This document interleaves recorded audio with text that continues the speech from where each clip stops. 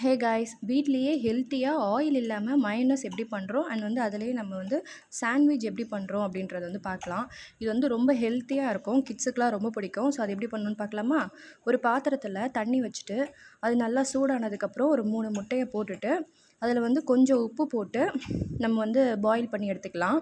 So அதுக்கப்புறம் 2 வெங்காயம், ஒரு தக்காளி, 3 பல் பூண்டு, சுடுதண்ணியில் ஊற வச்ச காஞ்ச மிளகா 1, ஒரு டம்ளர் பால், அவிச்ச முட்டையை ஒயிட் மட்டும் தனியாக எடுத்து மிக்சியில் போட்டுக்கலாம். 3 பல் பூண்டு உரித்து போட்டுக்கிறேன். 3 மிளகு மட்டும் போட்டுக்கிறேன். அதுக்கப்புறம் ஊற வச்ச காஞ்ச மிளகா போட்டுக்கிறேன்.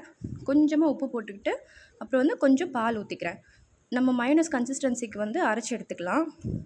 ஒரு சைடு நம்ம தவாவில் பட்டர் போட்டுக்கலாம். பட்டர் போட்டு ஒரு 4 செட்டாக ரோஸ்ட் பண்ணி எடுத்துக்கலாம். ஸோ அது நல்லா கிறிஸ்பியாக இருக்கும் அண்ட் பட்டரோட ஸ்மெல்லோடு சாப்பிடும்போது கொஞ்சம் நல்லாயிருக்கும் சாப்பிட்றதுக்கு.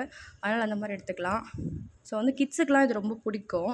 ஏன்னா நம்ம ரா எக்காக இருக்குது அப்படின்னு சில பேர் யோசிப்பாங்க. ஸோ அந்த மாதிரி இல்லாமல் இது நம்ம பாயில் பண்ணுறதுனால அதுவும் ஹெல்த்தி தான் அண்ட் ஆயில் இல்லாமல் இது இப்படியும் பண்ணலாம். ஸோ ஃபுல் ஹெல்த்தி தான்.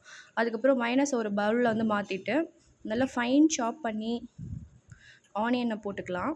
போட்டுட்டு நம்ம இப்படியும் கூட சாப்பிட்லாம். இல்லை இதில் வேணும் அப்படின்னா நம்ம கார்னு, நம்ம தேவையான வெஜிடபிள்ஸ்லாம் கூட ஆட் பண்ணி கூட போட்டுக்கலாம். நான் இது மட்டும் போட்டு நான் ஒரு பீஸ் ஆனியன் மட்டும் போட்டு நான் எடுத்துக்கிறேன். எங்கள் வீட்டில் இன்னொருத்தர் இருக்காங்க. அவங்களுக்கு கொஞ்சம் டொமேட்டோ போட்டு பிடிக்கும்.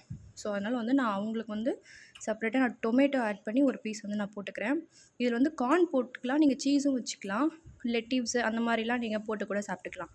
ஸோ இது இன்னொருத்தருக்கு, அவங்களுக்கு மட்டும் நான் டொமேட்டோ போட்டு மிக்ஸ் பண்ணி அவங்களுக்கும் நான் சாண்ட்விச்சாக ப்ரிப்பேர் பண்ணிடுறேன்.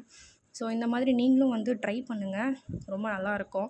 இந்த ப்ரெட்டு சாஃப்டாக இருக்காது, நம்ம டோஸ்ட் பண்ணதுக்கப்புறம் கொஞ்சம் கிறிஸ்பியாக இருக்கும், கொஞ்சம் மெதுன்னு இருக்கும். ஸோ அதனால் இது சாப்பிட நல்லாயிருக்கும்.